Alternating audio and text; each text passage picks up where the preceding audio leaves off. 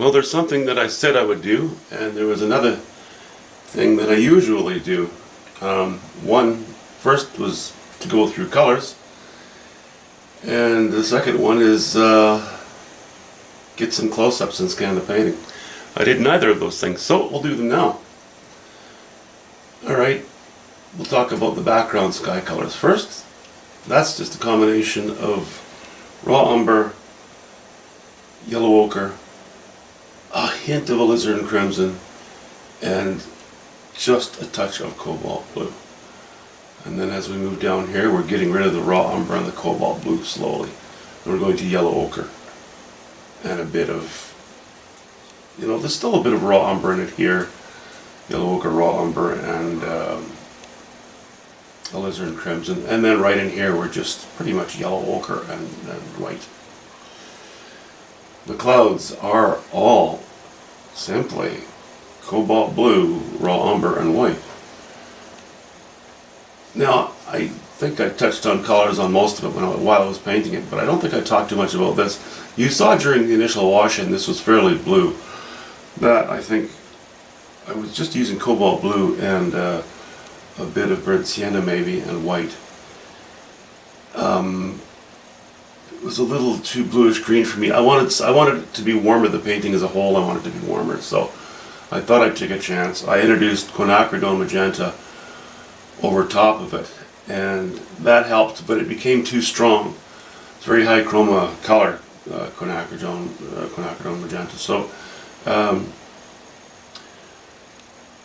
I cut that a little bit with some cobalt blue, and also then mixed the magenta with, let's see here, yellow ochre to warm it up, and a little bit of blue, and a bit of white, and changed the form a little bit. I didn't want to just paint a bunch of trees, in the background, so I solidified it, made it more sculptural looking.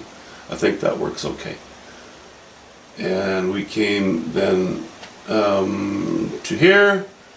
These trees are, I think I mentioned already, ultramarine blue, red sienna, and yellow ochre. Yellow ochre. Coming up into here, there is a little bit of burnt sienna, alizarin crimson, and raw umber, and white, and a bit of cobalt blue in spots, just mixed in. Here we're at raw umber and alizarin crimson.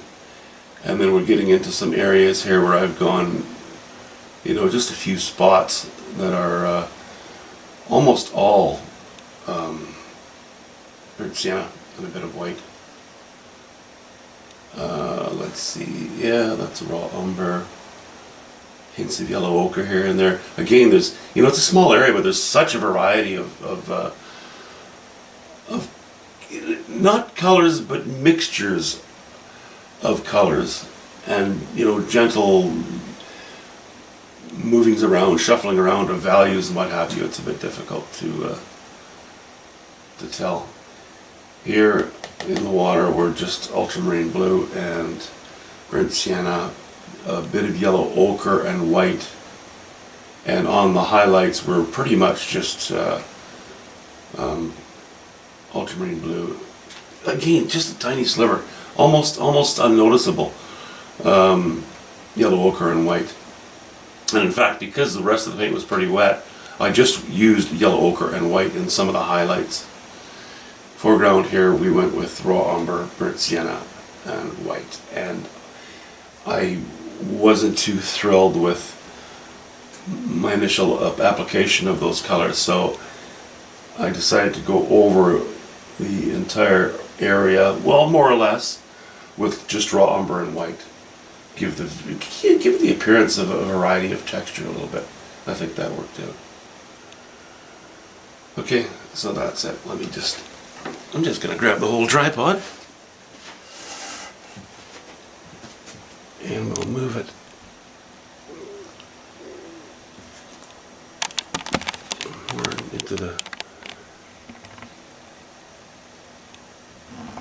into the position of being able to see this painting a little better. Okay, let me just grab the whole thing.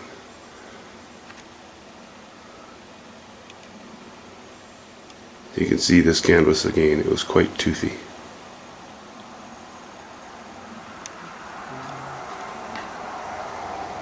I think sometimes I zoom in too far, that's not helpful. And you'll see in the sky, and even in the clouds, some of that burnt sienna wash-in, that initial toning of the canvas. I've allowed it to show through, and I like that effect. Keeps things a little bit warmer. Sorry about my lack of steadiness here.